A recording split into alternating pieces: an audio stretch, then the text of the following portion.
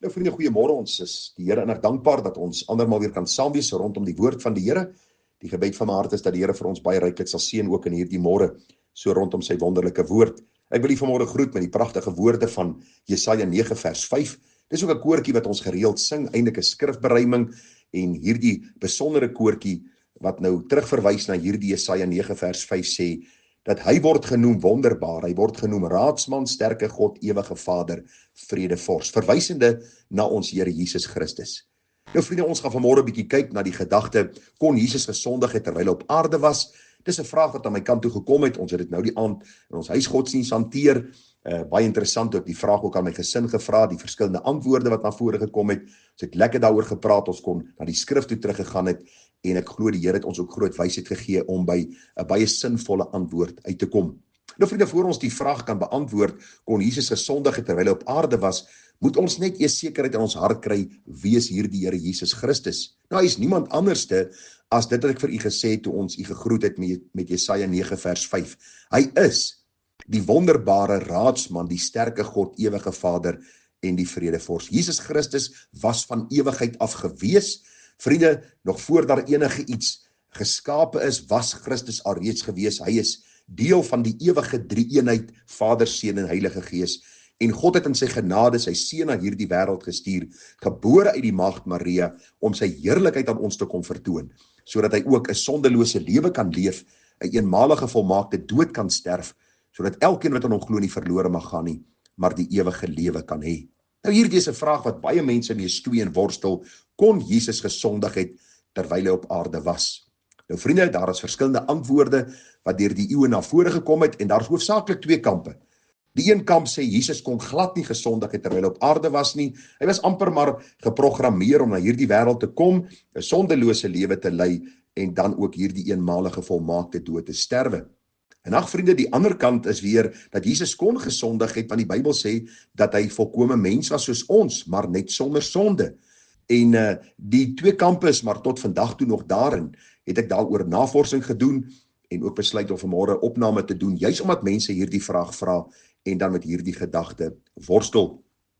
Nou vriende, vir my in die eerste plek wil ek vir u sê, Jesus was volkome God en volkome mens. In sy godheid kon Jesus nooit gesondig het nie. Net soos Jesus in sy godheid nooit kon sterwe nie. Toe Jesus aan die kruis gesterf het, het sy godheid nooit gesterwe nie.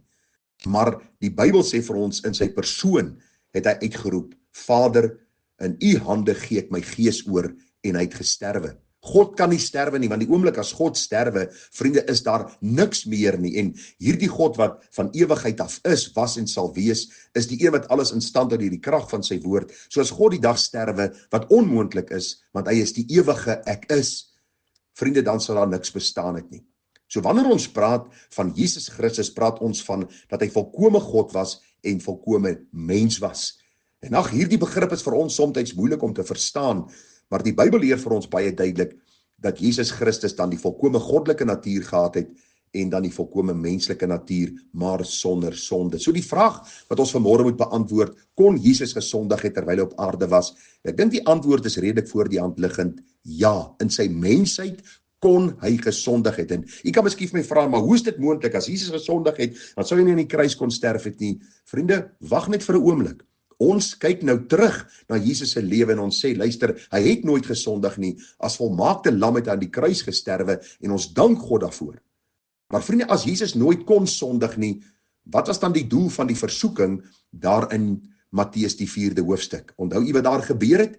Kom ek lees gou vir u 'n paar verse. As Jesus glad nie kon sondig nie, wat was die doel dat die duiwel hom versoek het daar in die woestyn? U kan daarvan gaan lees, Matteus 4. Die Bybel sê, en nadat hy 40 dae en 40 nagte gevas het, het hy naderhand honger geword. Kan God honger word? Nee, God kan nie honger word nie, maar die God mens Jesus Christus het honger geword. Hy het moeg geword.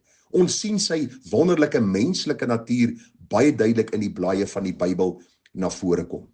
Nou sê die Bybel vir ons in vers 3, en die versoeker het na hom gekom en gesê, as u die seun van God is, sê dat hierdie klippe brode word. As Christus nooit kon sondig nie, en hy kon nooit in sy menslike natuur sondig nie, waarom sou die duiwel, die versoeker, met hierdie versoeking na Jesus gekom het, juis op die punt waar hy verskriklik honger was? Want die hoop was daar, dat hierdie Christus, hierdie Godmens, dan sou gesondig het. Die Bybel sê vir ons dat die Here Jesus hierdie eerste versoeking dan teëgestaan het, en hy sê vir die vyand, daar is geskrywe, die mens sal nie van brood alleen lewe nie, maar van elke woord wat deur die mond van God uitgaan. Die tweede versoeking, toe neem die duiwel hom na die heilige stad en laat hom op die dak van die tempel staan en sê vir hom, as u die seun van God is, werp u self af, want daar is geskrywe.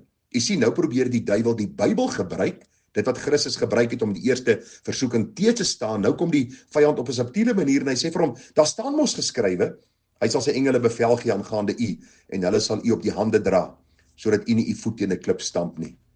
Jesus sê vir hom weer, daar is ook geskrywe, jy mag die Here jou God nie versoek nie.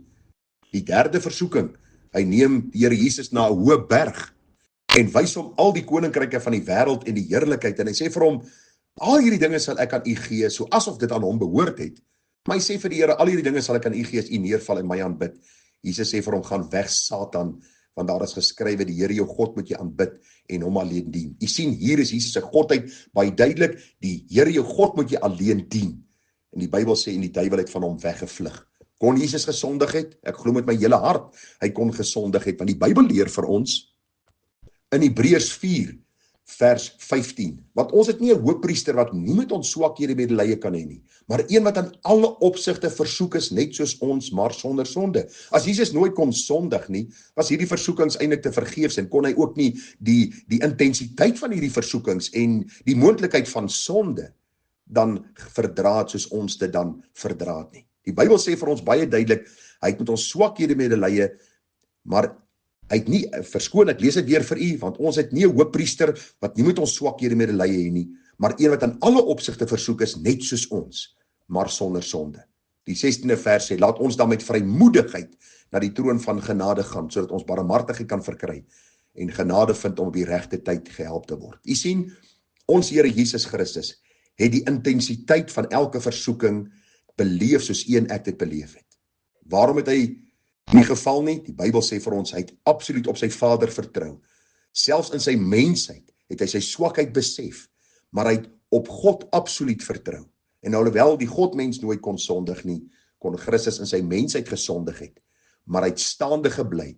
En dit wat die eerste Adam, vriende, nie kon regkry nie, het die Here Jesus Christus vir ons kom wys. Die eerste Adam was geskape in die tuin van Eden, sondeloos volmaak, hy het gewandel saam met God, en deur die sonde, toe die versoeking na sy kant toe gekom het, het hy hierdie versoeking aangegryp, hy het hierdie versoeking omhels, hy het hierdie sonde gedoen, en die hele menseras in sonde gedompel. En nou sê die Bybel vir ons, Christus het juis verskyn, om dan die las en die juk van sonde te kon verbreek. Dit wat die eerste Adam ingeval het, het Christus in staande gebly. En daarom het hierdie Godmens vir ons 'n absolute voorbeeld kom stel, die Here Jesus Christus, dat ons ook deur die krag van God oor versoeking dan kan heers, dat ons die sonde kan weerstaan en so vir die Here kan lewe. Sal ons sondeloos word op hierdie aarde? Verseker nie. Vriende, ons is nie Christus nie, maar ons dank God dat hierdie Godmens hierdie pad uitgestap het om vir ons die voorbeeld te kom stel, dat hy ook meer as oorwinnaar is, en dat ons in hom meer as oorwinnaar kan wees. En ag vriende, daarmee sluit ek af. Mag ons dan ook moed skep in ons stryd teen die sonde, dat Christus in alle opsigte versoek was, net soos ons, maar sonder sonde. En laat ons met vrymoedigheid na die troon van genade gaan, sodat ons barmhartigheid kan verkry, dat ons hom kan sê, Here, u weet waardeur ek nou gaan, u ken die intensiteit van hierdie versoeking, u ken die geweldige stryd in my binneste wat hierdie versoeking aanbetref, maar dankie dat u deur dieselfde gegaan het, vir my 'n voorbeeld nagelaat het, dat u soos goud te voorskyn gekom het na hierdie versoeking, en mag ek ook in u krag staan, en meer as oorwinnaar wees deur Jesus Christus, wat my lief gehad het. Vriende, mag die Here vir u seën met wysheid, en mag ons verbly in hierdie wonderlike Here Jesus, ons ewige hoëpriester, wat vir ons die weg gebaan het, wat aan alle opsigte rein was, en die prys betaal het en uitgeroep het, dit is volbring. Mag ons verbly in hom, hy is die leidsman en volëinder van ons geloof. Groete vir u, en mooi dagie verder, tada.